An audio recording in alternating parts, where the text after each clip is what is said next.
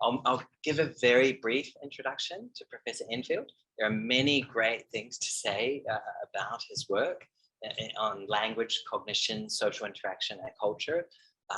He's got a list of amazing monographs, which are all great to read, a mile long, a meeting, on languages of Southeast Asia, on cognition and the relationship with social interaction. But I really don't want to spend time now because we're running a bit late. So Nick, it's such an honor and pleasure to be introducing you here, and we're really looking forward to your talk on Pragmatic Universals.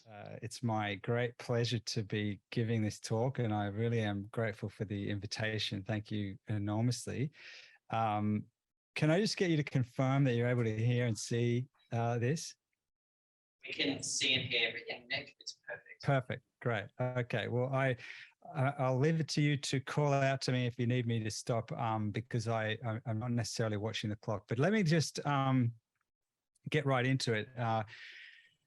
The question that I'm interested in here is the question of pragmatic universals, as you can see here. And this is basically a way of thinking about pragmatics that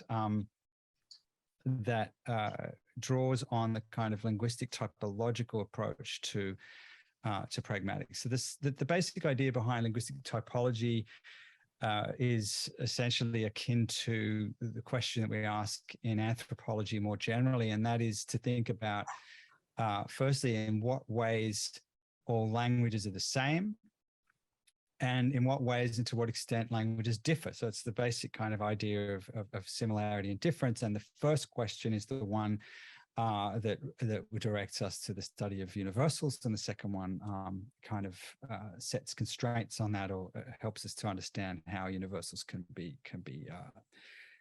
diversified or attenuated or somehow incomplete. And so the basic idea behind pragmatic typology is simply to think about pragmatics from the perspective of those two questions. So it's pragmatic in the sense that we're exploring the relationship between language interaction, social cognition, what people do with language. And it is looking at that through empirically testing diversity in how languages are used around the world.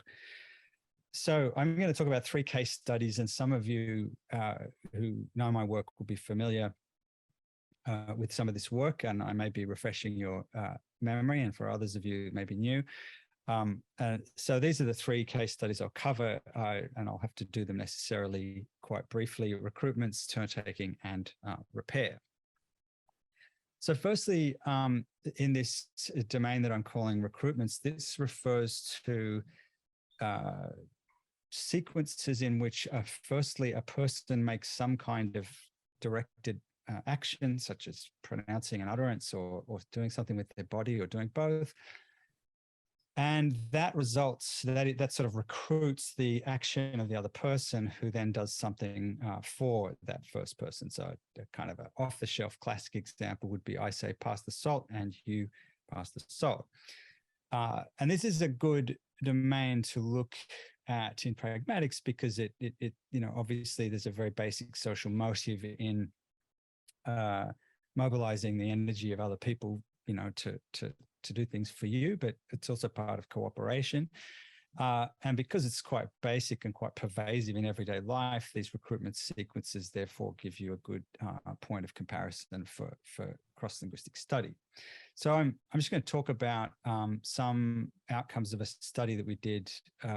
It's been going on for some years, but results are ever so slowly coming out. So this is the project involving the people that you see named here on the screen, working on the languages here. And the approach that we've taken, in fact, is common to all the things I'll discuss today, and that is researchers go to a field site, collect conversational interaction on video, work with native speakers to transcribe, translate what's going on, and then use those corpora as a source for collecting examples of interest. And we'll be seeing 3 different kinds of things that people are collecting examples of. So in this case, people went into their data and collected examples of these recruitment sequences. And in fact, we've published quite an amount of the findings from this project. You all can download this open access book, which was published not so long ago, which has chapters by each of the individual researchers on the languages. So we developed a coding scheme and a set of measures that people could apply to these examples. And so there are sort of individual qualitative and partly quantitative studies pulled together in this book. And what we've been working on is also trying to do a systematic comparison of the data altogether. So I'm talking today about work that is currently under review, hopefully be published soon, but I'll just dip into a couple of the findings. So one of the things we can look at is how these two moves are composed. So in a recruitment sequence, you've got the recruiting move, the initiating move, and you've got the uptake move, so move A and move B. And for both of those two moves, you see in all of the languages that we studied, you've got three basic possibilities for how those are built, sort of semiotically. So they can either be purely verbal, so I say pass the salt. They can be purely non-verbal.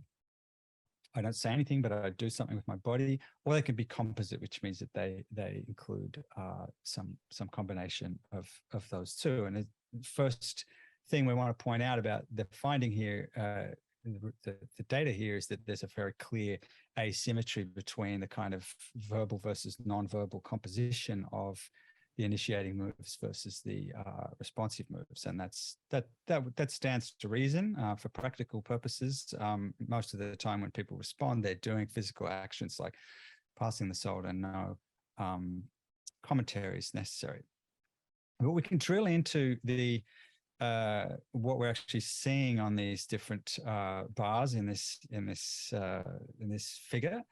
And so if we look at all of the languages and try to sort of see is there kind of universality or variation within this, what I want to do now is focus on what people are doing with their bodies when they issue these recruitment moves. So when they make an initiating action that would then result in the second person doing something for them.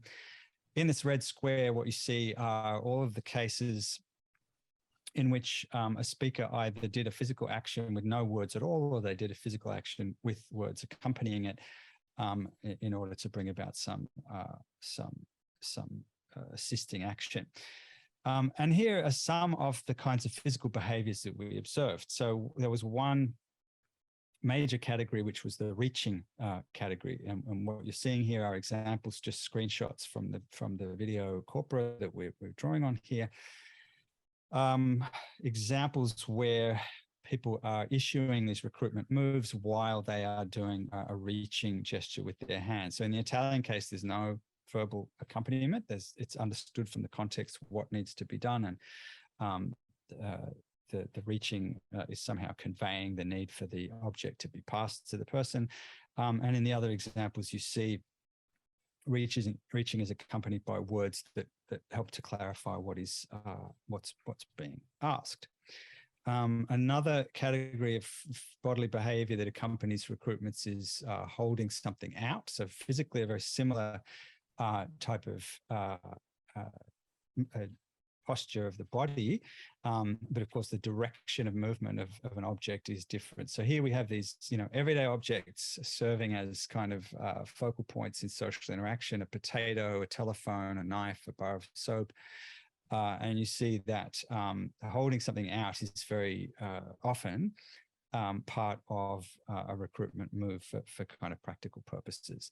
And then the third category of physical actions is the pointing gesture. And so here again, we see cases in which people are pointing as a way to help specify something that's being asked. And these are quite familiar types of composite utterances from those who've studied pointing. So what's interesting about this, the reason why I'm kind of showing you these, is that in terms of non-verbal behavior in Move A across really quite unlike languages, we find that just these three types of non-verbal behavior take up the lion's share of all of the nonverbal behavior in recruiting moves. So this figure just shows you the proportion of cases in each of the languages that are made up by the orange shows any one of these three basic nonverbal behaviors, and then the versus the rest in white. And the point that we want to make here is to say just how these very simple three forms of bodily action carry such a great functional load universally, right? So there is a difference. You've got, a higher reliance in Chapala and Munipata and Lao shown here than, say, in Siwu, Italian and Polish. So there's certainly some variation there, but there's also this very heavy reliance on just those three types of bodily action. And this shouldn't be regarded as any kind of coincidence. So those three types of action are really fundamental gestural communicative practices that are used by infants before they have language. So they're kind of the foundational bodily behaviors that bring about recruitments pragmatically. And also they're ones that we use when we don't have language for other reasons, such as in, where we don't know the language being spoken and so forth. So those types of basic bodily movements are being carried forward, if you like, from a much more basic communicative situation to just the everyday practices that we use to make recruitments. Now, if we move to the linguistic side of this these initiating moves, so these are the two bars in which there was a verbal component, whether or not it was accompanied by a physical action. And what we found here was that regardless of the language, and there were some kind of coding questions here, of course, but essentially we found it possible to identify the three major sentence types that any kind of model of grammar would expect you to be able to find. There are some difficulties in terms of comparing them directly, but essentially, for practical purposes, you can define a way of marking the recruitment type actions grammatically through an imperative type construction versus a way of asking questions through an interrogative type construction, and a way of making assertions through a declarative type construction. So your sort of basic sentence types, technically speaking, you might expect, well, the imperative is that's what it's for, is for mobilizing other people's actions for you, telling people what to do. But of course, as we know from many years of work on requests and similar things, you can use questions and statements also to affect these speech acts. So I've given examples here on the screen. And what we found was that in every language we looked at, they used all three of these basic strategies. So directing people to do things, but also asking questions and making assertions as a way of bringing about help in these kinds of recruitment scenarios.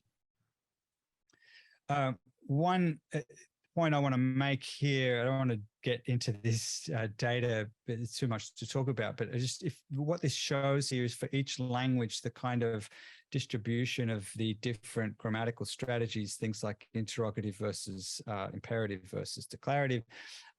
That's the red, the orange, and the white. And it's worth saying here that after having just said now that there's a universal across the languages that we're using, imperatives and questions and statements to make recruitment actions, we also find that there's some local inflection. So there is this difference in relative proportion of, let's say, imperatives. So imperatives are being used much more in say, Lao than English or Italian. And as you see, the interrogatives are being used more in English, and that's something that we might expect from the literature that's there on English. But one thing we want to point out about English is that you can find statements about requests in English that are pretty strong on the claim that imperatives don't get used. That even though they're there's an imperative construction in English, we like to use very indirect ways of asking for things, and we tend to use questions and so on.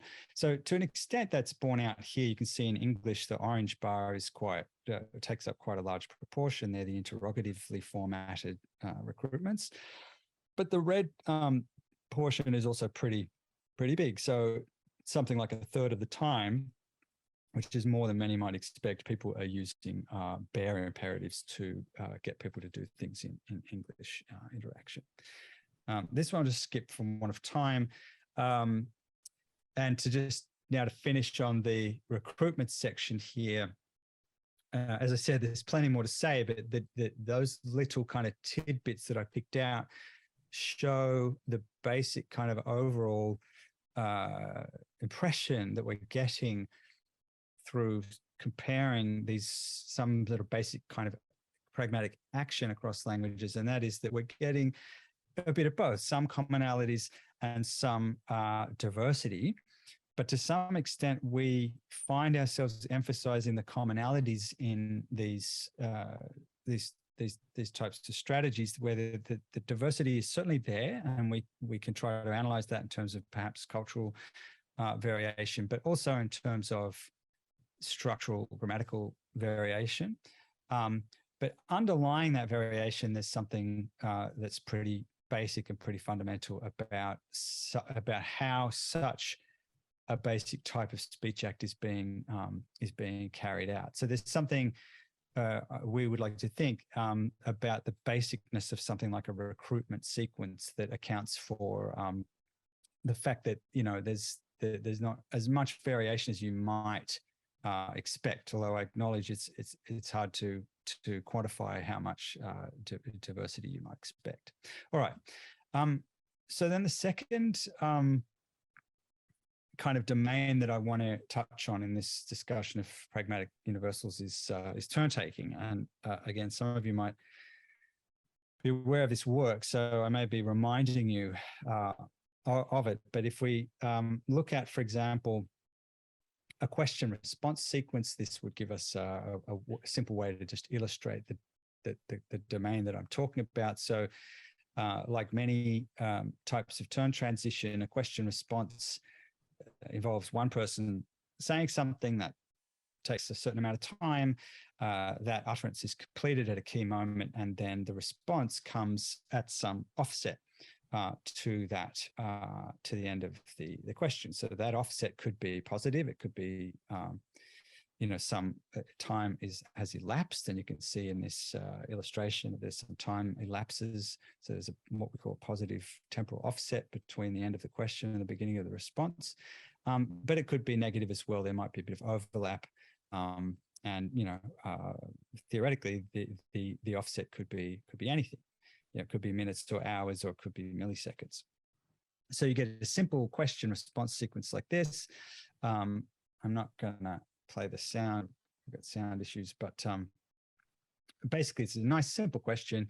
And in this particular recording of it, John says, I'll dip it. Bud says, yep.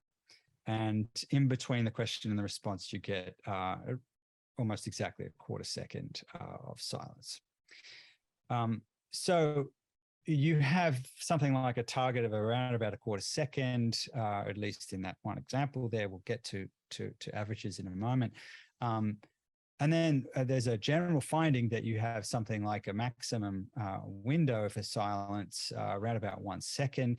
And data like the one that you see on the screen here and much more like it support that. So specifically with questions, if someone asks somebody a question and you leave a second of silence, then unless there's some obvious reason why you're not answering, you have your mouth full or something, people will tend to pursue, as you see in this example. So after a second or so, people will feel entitled to hold you accountable for not having answered the question. So there's this kind of 1 second window here.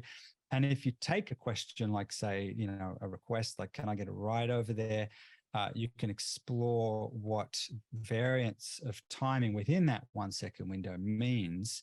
and we'll do that in a moment cross-linguistically, but this is something that Roberts and Francis did in 2013 with a controlled experiment. So they took this question, can I get a ride over there? And they recorded somebody saying, sure. And they had people in a kind of psychological experimental setting listen to this sequence. A says, can I get a ride over there? B says, sure. And then they took that same recording of sure and they moved it in time, either fast or slow within that 1 second window. And what they found is, no doubt not surprising, but quite robust. And that was that if the sure occurs in the first half of that 1 second window, then people who hear it will interpret it as being more willing. So in both cases, the person has clearly agreed to fulfill the request, but they're more willing if the word occurs in the first half of that 1 second window than in the second half.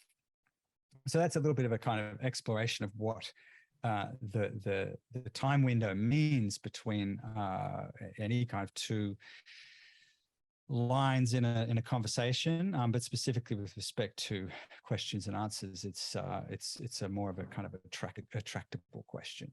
So that's the issue that we're interested in here is, all human societies have conversation. They all have some form of exchange of language in a kind of what we would call a conversational setting. So that allows us to empirically study this question.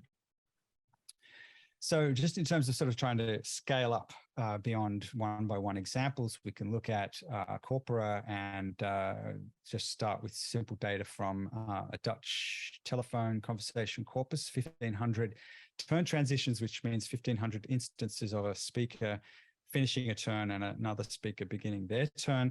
And this is what the distribution of those offsets looks like. So it's a very nice kind of peak just after a kind of something around 200 millisecond positive offset. So that's the very high bar is the bin around 200 milliseconds where the most responses fall. And you can see that almost all of the transitions in this data fall within 1 second of either side of the zero mark. The question then, of course, is, well, how general is this across languages? English looks very similar. German looks very similar. These are from much bigger data sets, tens of thousands of turn transitions. And you line them up and, you have a very similar looking distribution. And these are not specific to any particular kind of speech act, so that they're kind of averaging over a whole range of different kinds of transitions. So there's a couple of problems with the data you're seeing right now. One is that it kind of mixes up different kinds of speech acts. The other is that, of course, these three languages are very closely related, and they come from a quite similar kind of cultural milieu. So our interest was to go forth and compare languages from around the world. So again, we went to videotape material, people drawing from transcribed video recorded conversations in these rather different parts of the world, and simply measuring the average transition times. And in this particular study, we held constant the kind of speech act that was being performed as far as that's possible, or at least the pragmatic context, we could say. And that is here the polar questions. So yes, no questions being responded to in however they happen to get responded to. So firstly, we replicated the finding of Dutch roughly. So it's a slightly different looking diagram, but it's the same type of idea. The peak there shows that a near zero transition times between the end of one speaker and the beginning of the next speaker is by far the most common. And pretty much, a vast majority of cases fall within 1 second either side of zero. And then what we found looking at this whole range of other languages was that there is some variation, which I'll get to in a second. But the overall shape, we don't have sort of bimodal distributions or, big kind of hills, like humps. What we have are these kind of pretty sharp peaks around within a few hundred milliseconds of the 0 mark. Further work since then has shown, for example, in Aboriginal Australia, wonderful work in the Kiara project by Ilana Mushin and others, has been showing that it's quite possible to calibrate languages somewhat slower again, and some of the ones that we found in that study, but they are not suggesting that underlyingly there's a different kind of turn-taking system. So this is what you see here. It just lays out the mean transition times of the 10 languages that are laid out on the left there. And what this shows again is sort of the similar theme of a common kind of distribution, or a similar looking distribution of these turn transition times, but with the diversity here, the kind of inflection, if you like, the different calibration, such that there are these relatively quick languages where average transitions within 100 milliseconds, like Yelidne or Tseltal or Japanese. And then at the other end of the scale, we've got languages like Lao, Akwe Haikom, or Danish that have nearly, between 400 and 500 millisecond offsets as their means. So there's certainly some variation there. And it happens that English sits in the middle of this pack, as it were. So the grand average of all of these turn transitions is falls roughly around where English happens to be. Now, what I want to turn to here is just sort of take a step into the data a little bit more deeply and sort of ask about the logic of this distribution, coming back to some of the points I made earlier about the meaning of changes in timing of a response, and ask about whether we can account for the distribution around that mean. So in English, we see this deviation from the mean, which shows that there are cases where people respond slower than the 236 millisecond average, and sometimes they respond more quickly. So what's driving that? Well, I don't have time to go through all the cases that we looked at, all the different kind of hypotheses that we tested, but I'll just look at this one. And that's a distinction between two kinds of things that person B can say to a yes/no question. And that is, the first kind is they can give an answer, which in that case we defined as either saying yes or no, sort of, a strict answer, direct answer to the question, which is a yes/no question. And those are the cases that you see in the white bar there. So that shows that if someone responded in that data set with an direct answer to a yes/no question, it would be timed, it would fall between 100 and 200 milliseconds on average. By contrast, if they gave some other kind of response, which we call a non-answer response, so something like, I don't know, so perfectly legitimate response, but sort of pragmatically dispreferred, that would be significantly, but also substantially delayed. So delayed by half a second. So, falling between 600 and 700 milliseconds. So the logic here is, the dispreferred response is delayed. And we saw that earlier with the, the idea that a delayed agreement is actually less willing in some sort of interesting sense. So that same logic was found to hold in all of the languages in this sample, where, for all of those languages, if you divide between answers and non-answer responses, it's universally the case that the answers will come more quickly than the non-answer responses. And it's interesting to consider why that might be. I've kind of framed this in terms of, excuse me, I framed this in terms of, pragmatic preference, this kind of socially sensitive delaying of a response. But of course, there are also other considerations like just pure cognitive processing that may be harder to process non-answer responses than it is to process answers. So there's still some interesting open questions here.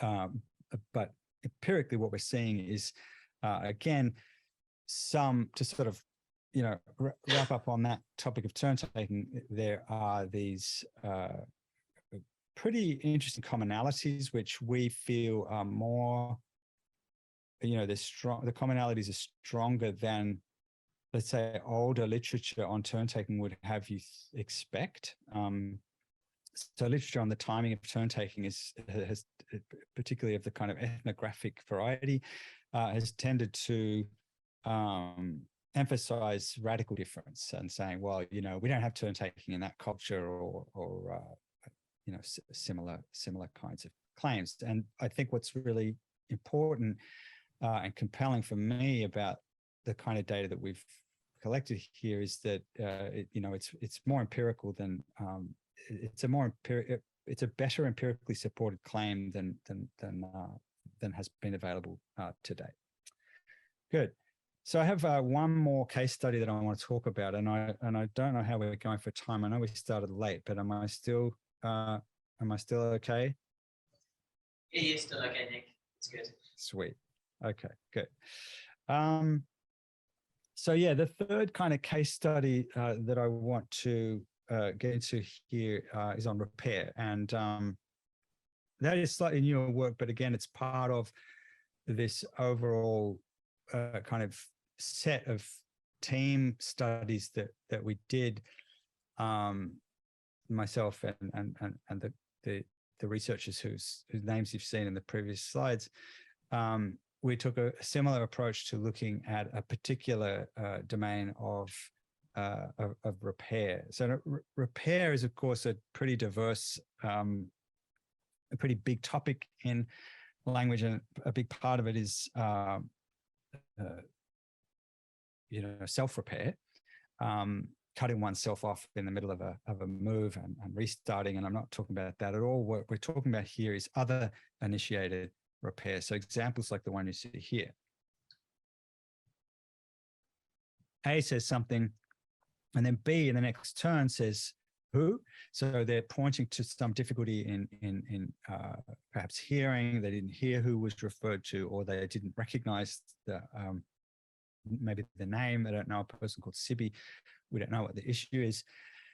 But then in the third move of the sequence, you get the first speaker redoing some part or selecting out some part for repetition of what they said in the problem move, the original one. So in this case, they simply repeated the person reference to Sibby's sister. And in the recording, you can hear that it's articulated more clearly. So they treat it as a problem of hearing. So this is the basic anatomy of other initiated repair. You have first move is the kind of trouble source. Second move is the initiation, the signal that there is some kind of trouble with perhaps some clue about what kind of trouble it is. And then in the third move, it's fixed, ideally by the first speaker, and then the interaction can progress. Now, if we look at kind of, again, it's a little bit like when we looked at the recruitments, where if you drill down to individual languages, you're very quickly seeing a lot of diversity in the particulars, right? You've got, different morphosyntactic systems, you have different vocabularies, you have all sorts of different strategies for, how particular functions get performed. But at a higher level, you have some kind of conceptual distinctions which are being found universally. So let me introduce one of those, and that is the following. So imagine the example I just gave, you have a structure like Sibby's sister had a baby boy. It has these lexical items in a row. It has a certain kind of phrase structure, which is represented with the bracketing there. One kind of other initiation of repair that you can carry out is just to say, huh, or what, or sorry. And we would call that an open other initiator of repair. That's because it's completely open as to where the problem is and what the problem is. These three options, huh, what, and sorry, we could argue about what kind of difference they make. And we can also acknowledge that in different languages don't actually have exactly those three kinds of options. But all languages that we looked at will have what we call an open option, which is that it doesn't locate the problem in one individual part of the utterance. And these are opposed to what we call restricted other initiator of repair. And that is something like what you see here, where you've narrowed into some piece, which in fact is what was done in the example that we saw. So you could do it with a WH question like who, or you could also do it with something like a, maybe Sibby has more than one sister and you're checking, is it Mary that you're talking about? So that would be something like a request for confirmation. So these two basic strategies for other initiation of repair are found in all of the languages that we looked at. That kind of two-way distinction. Once you drill down a bit, you get differences, but at the higher level, we get that distinction. So the languages that we looked at were fairly diverse, so including Papuan and Australian languages and ones that you see on the screen here. Carried out by this list of colleagues, and again, this involved a huge amount of kind of previous research having been done. So these are, each one of these people has been to the field to spend, days and weeks and months and years working with people to collect these materials for kind of general purposes. And the payoff of collecting such material is that you can then go and mine it, as it were. And that's what this study and the other studies are based on, is figuring out a kind of coding scheme and pulling out things that can be measured and directly compared. So again, one of the things that we can compare is simple frequency of these types of moves. So you could easily imagine, a culture in which, I don't know, there's some prohibition against initiating repair. And if you don't recognize what someone says, well, just don't say anything, just kind of deal with it. If you lose the thread, that's your problem. You could easily imagine that's like a logical possibility. But it's not what we see in the data. We find across the languages that other initiation of repair is very frequent. The kind of grand average was, more frequent than once every 1.5 minutes. And if you look kind of at the probability across time, that's what's shown here in this visual, shows that as the minutes tick by, very quickly the probability of another. So let's say at point 0, you have someone it does an other initiation of repair. As the minutes from that moment tick by, the probability of another one occurring goes up very quickly. And so you hardly get 5 minutes passing by in any of these languages without a other initiation of repair. And oftentimes it's more frequent than that.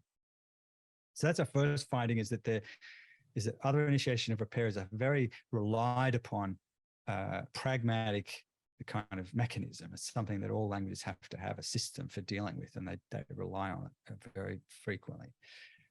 It would be interesting, in fact, I've never looked at this, but it would be interesting to know what's the relative frequency of other initiation of repair relative to any other, like to any lexical item, for example, across time.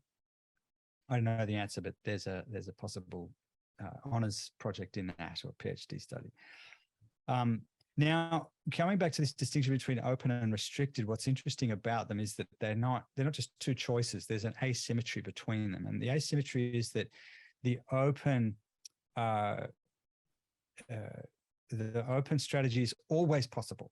So if you're aware at all that someone has spoken to you, you don't have to have heard any of it to be able to say, huh? I mean, in fact, that's what words like huh or what seem to be fitted to, right? You didn't catch any of it. Now, in other cases, let's say you have heard most of what was said, you just didn't catch kind of who was referred to. Well, the asymmetry is that you could easily imagine a society in which you shouldn't be more specific, that in fact it's appropriate to just say huh to everything, even if you've kind of heard most of what was said. So that's an asymmetry there, which we can test, and which we did go in and kind of look at. So this is sort of how we mapped out the possibility space here. The blue is the open other initiators of repair, and the two shades of green together are the restricted forms. So they're kind of these two subtypes, seeking confirmation and seeking clarification. For now, we're just kind of looking at the contrast between open and restricted. So using this type of mosaic plot, you can show, just in terms of the area of the square, the relative areas of the squares, you can see the relative frequency of these strategies in the data. And so this shows that, you know, this shows the relative frequency of the restricted and the open other initiation of repair strategies, firstly in English, and we can compare those using the same kind of data to the other languages you see listed here. So you can see a couple of differences. Obviously, some sort of, as we've seen in the other studies, some differences in the relative frequencies of these, also some differences in the internal makeup of the categories. So, you know, top left, you've got English has got a ha type strategy, a what type strategy, a sorry type strategy, whereas in the bottom right, Yelinye, it has this open strategy, but it's not kind of divided into subtypes. There's basically one type of strategy. So, you know, there we've got again this theme of all of the languages using the same basic set of possibilities, but doing so with some variation in the relative frequency of those. And what's behind that is, you know, an open empirical question. Again, something for further work to really kind of try to hash out. What I will now do in the last part of this section, if I have time, is just to ask the question, you know, what is it that really conditions the choice between the open and the restricted forms of other initiation of repair? And so what we did in order to try to get at that, or at least find out something about the kind of functional distinction between these two types of strategies, was to begin by focusing in on what we call trouble-prone contexts.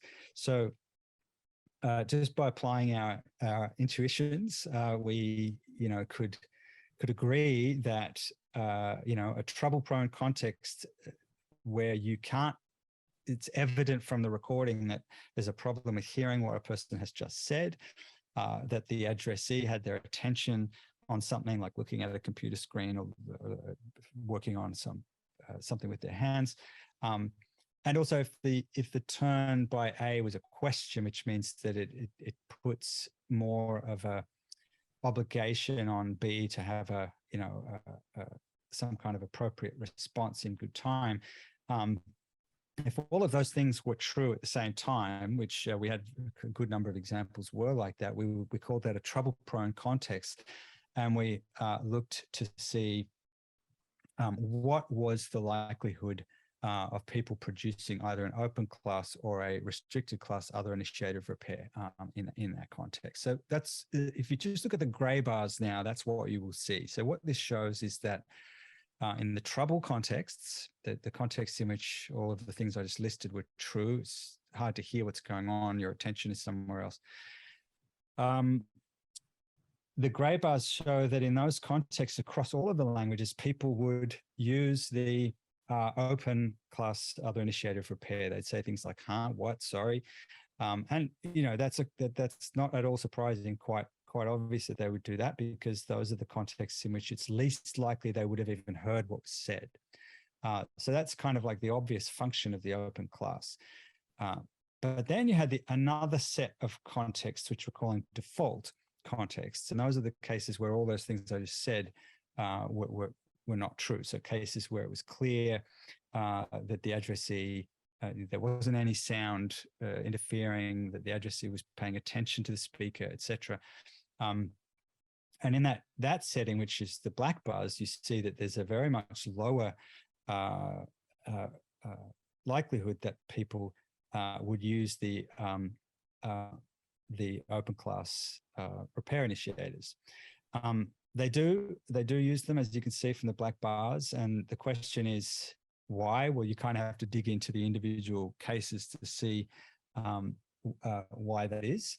But if we look at just the these are the possibilities of the probability of using the restricted repair initiators are really pretty high in these default contexts, with the caveat that there's this variation across languages. So Siwu and Lao look really quite different to Muimpata and Chapala, but still there's a really good deal of the time people are opting to be more specific when they can. Right. So just don't forget what I said earlier, that there's a perfectly logical possibility that in a culture, even if people have heard, 90% of what the other person just said, there's some prohibition against kind of singling out some aspect of what was said, and they should always just say something like, huh? Well, that's not what we find. We find that while in trouble-prone contexts, people have no choice but to use the open class repair initiators. In the elsewhere condition, they do have a choice, and they tend to opt to be more specific. And so that's it appears to be, with some variation, but it appears to be that people tend towards that specificity role and the specificity rule. So it's something that's been claimed for English by people like Clark and Schaefer, cited here. That people will be more specific if they can for cooperative purposes and for sort of purposes of economy of the for efficacy of the interaction. But of course, we could expect cultural difference, and we don't seem to get, at least we don't get radical cultural difference. So the upshot then of this third case study is exactly as the prior ones, and that is that we're getting a really important domain of pragmatics in the context of, the mechanisms for social interaction. And within that domain, we're seeing some common kind of framework within which those mechanisms are carried out. So in the case of repair, it had to do with the options that are available for initiating repair on the other. And we're seeing that those common principles are being used in quite similar ways across the languages, or so I should say, to be more accurate, the common principles, the types of choices people have are similar across the languages. And then where you're seeing diversity is to some extent in things like the frequency and so on. But you don't have some kind of completely radically different system where, as I've said a couple of times, you could imagine a language only having open class other initiators of repair. All right, time to conclude. And I'll do that quite quickly. The basic idea of what I've been talking about here is something that you might call a pragmatic universals hypothesis, which is simply part and parcel of the basic idea that it's possible to do something like pragmatic typology, akin to or as part of linguistic typology. And the basic hypothesis here is that lexicogrammatical systems like morphology and phonology too, and syntax, we know that these systems are very diverse across the languages of the world. A huge variation in all of the kind of basic measures of morphosyntax and so forth. But if you get into systems of language usage, and in particular the kind of the infrastructure for social interaction, for the carrying out of conversation, what we're finding is some diversity, but far less diversity. I acknowledge it's difficult to quantify that difference, but I think we would want to say that in terms of something like grammatical differences across languages, you've got almost radical diversity, whereas I don't think that what I've been trying to argue here is that the diversity in systems of language use is not radical. You've got some largely common kind of infrastructure that is used across languages for social interaction. But as we've seen, plenty of local calibration of that system is possible. So I should note that this basic kind of stance, if you go back to Steve Levinson's book, Presumptive Meanings, written in 2000, in the preface, there's a little passing line that says, basically makes this point and says, look, the basic stance has been, in linguistics that there's kind of this underlying universal grammar, and grammatically there's kind of all this commonality between languages, but usage is just for free for all. You can use language however you want. It's all socially, culturally kind of relative. And in that preface, he's arguing, or maybe it's actually the other way around. And I think the kind of work we've been doing here kind of vindicates that idea, the basic kind of idea being that the diversity, it is the other way around. It's the diversity in systems of language usage is going to be lower than the degree of diversity in semantic and grammatical systems, such as vocabulary, and morphosyntax, and phonology. With the caveat, of course, that it's early days yet. And I think that, while we've had linguistic typology going gangbusters for decades, and yielding just this incredible kind of amount of work, we've had a lot of wonderful work going on in comparative pragmatics, but less of the very systematic kind of large scale studies that certainly that we see in grammatical typology. So I think, this is an open area for students in particular to go charging into, and I look forward to seeing it all play out. So I'm sure that's all we have time for, and I'd like to thank you very much for listening. That's all. Thank you.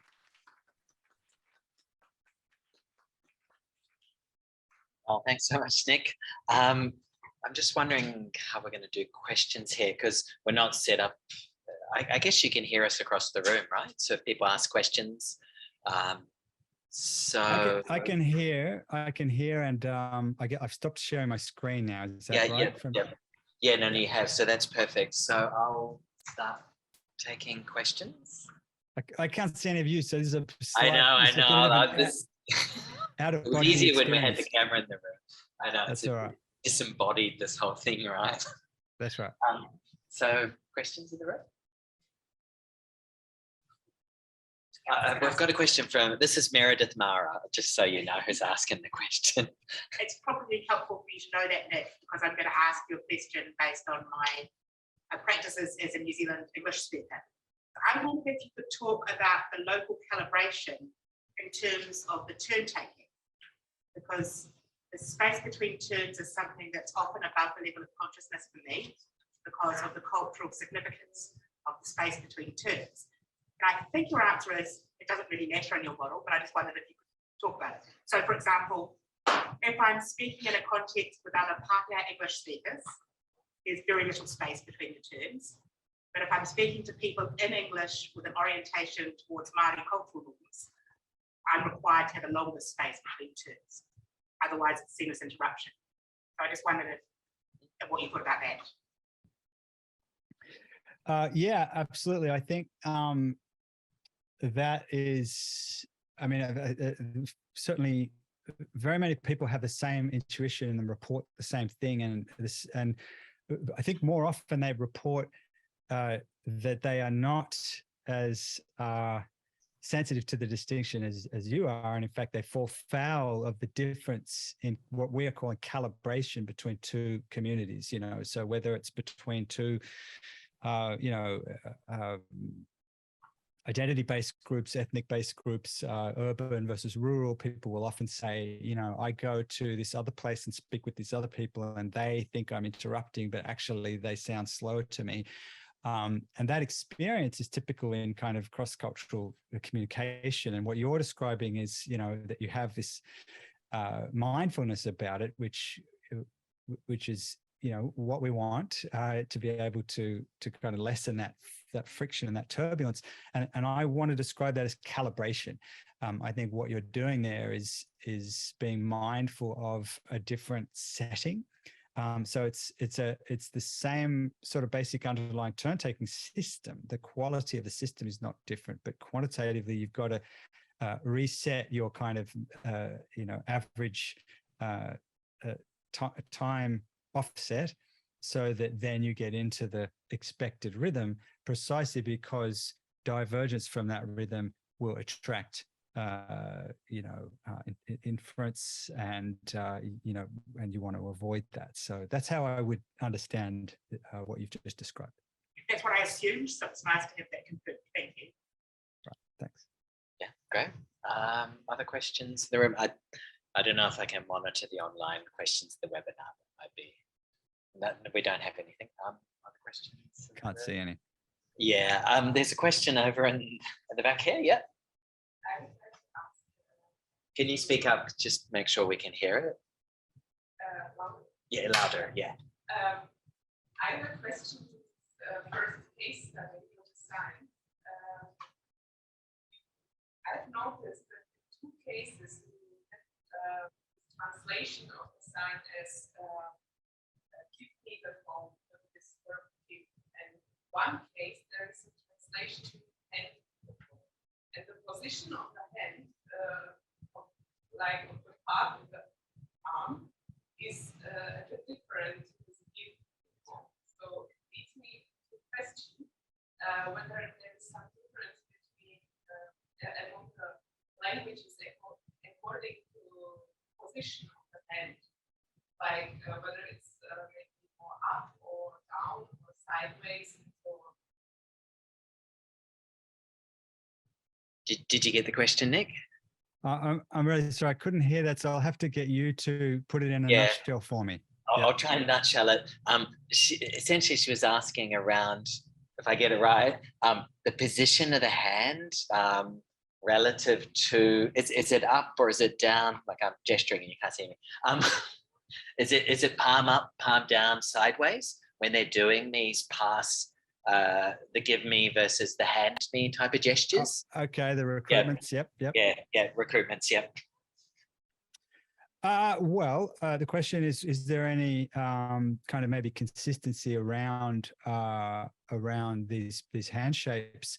Well, there's a lot to say about that, and we don't kind of have probably time to go through it all, but basically, the pointing is one category, but let's leave that aside for a second. The other two, which is the holding out or the reaching for, what we found is that across the board, the context that we're looking at in all of this data are very much everyday, everyday context. People are in their homes, they're in the village, they're with people who are very familiar to them. So there aren't really very many considerations of kind of formality and so forth. It's really very informal interaction. And I say that because sometimes formality can affect the way we communicate with our bodies. But the reaching gestures are really, so therefore they're not kind of particularly inflected by matters of things like formality and so on. They're more just very practically about, indexing the shape of the thing that a person wants to receive. So, I might hold my hand like this when I want to get a coffee cup, because that's the size of the coffee cup, or I might hold my hand like this if I want to get some, a pinch of salt or something. So, there's certainly a very clear kind of semiotic value to the hand shapes there, because they'll index, what it is that's being asked for. And then if you're holding something out, well, of course, you're holding it out, and holding a physical object will determine the way that your hand is shaped. Then when it comes to pointing, well, there's a whole kind of literature around pointing, and I think in the examples that you saw, they were all index finger points. But of course, pointing is something that can vary formally quite significantly in interesting ways across different cultures and across parts of the world. So the same diversity that you see in pointing outside of recruitment contexts, you also see in recruitment context, just depending on what are the conventions for pointing within the culture at hand. I hope that answers the question. Yeah, thank you. That's brilliant. Thanks, Nick. We'd love to ask more questions, but because we're running behind, we're going to take a short break and get to our next sessions. But just wanted to Thank you again for a wonderful talk. Thank you. Thanks very much, everybody. And I will see you all on another occasion, I hope.